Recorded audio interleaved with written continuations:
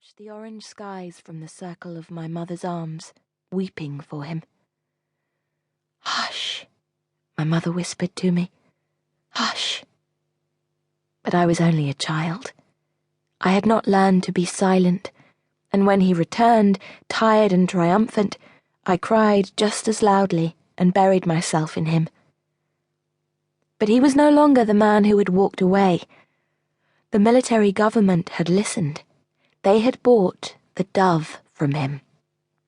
He was a rich man now, and a powerful one, and he had more important things to do than cuddle me. Within weeks of my father's return, the Nazareth Act came into force. I remember the queues, the identity checks, the biometric registrations, and surrounding it all, my father's jubilation at his success. Opponents called the dove a violation of human rights, but as my father said, it worked. Your screen was registered, you were issued with an identity card, and from then on you were identified by your screen address, no matter where the social and financial earthquakes had left your land one. The satellites were still operational, so the authorities always knew where you were. What food there was could be distributed fairly. New laws could be communicated quickly, and card-carrying citizens got the information they needed to survive. Food drops, medical assistance, re-registration requirements, work opportunities. New acts came in thick and fast. To the Exodus Act and the Optimum Resourcing Act were added the Land Allocation Act, the Prisoner Release Act, the Possession of Property Act, each heralded by a triumphant fanfare on the news bulletin, which was now the only source of information. The dove was the ultimate firewall. Anything it did not approve went onto the raven routes, and over time, the raven routes became more and more dangerous. A screen open to raven routes burnt out in seconds. Whether the virus that did so was a government initiative or a legacy from the days of unrestricted access, no one could say. And so, with cards and screens and the dove, order was created from chaos.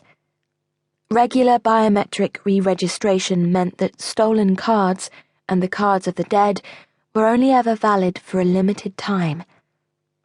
By the time I was 10, a valid card was the most valuable thing in the world, and my mother and I, duly registered, were able to go out for a walk. "Where's your card?"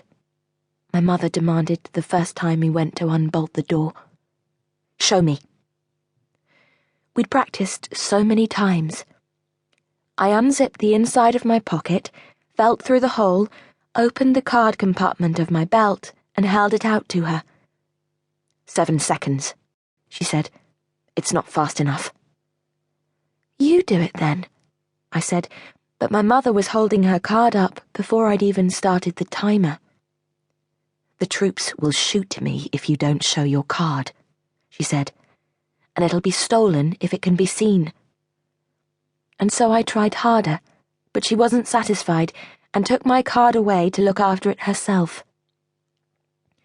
We went to Regent's Park to look at the tents people had set up as temporary accommodation, although she wouldn't let me speak to anyone.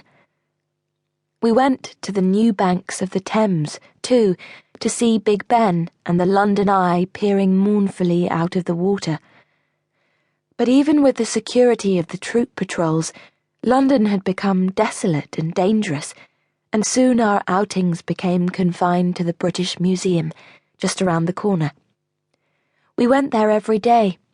It became my schoolroom, my playground, my almost home. "Things will get better," my mother said, holding my hand, and I believed her.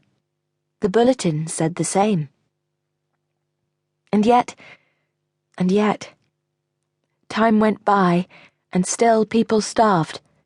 Still they slept in floating death traps, or in the campsites that had been created in London's parks, now surrounded by razor wire. I saw these things through the bubble of safety and relative plenty in which I lived.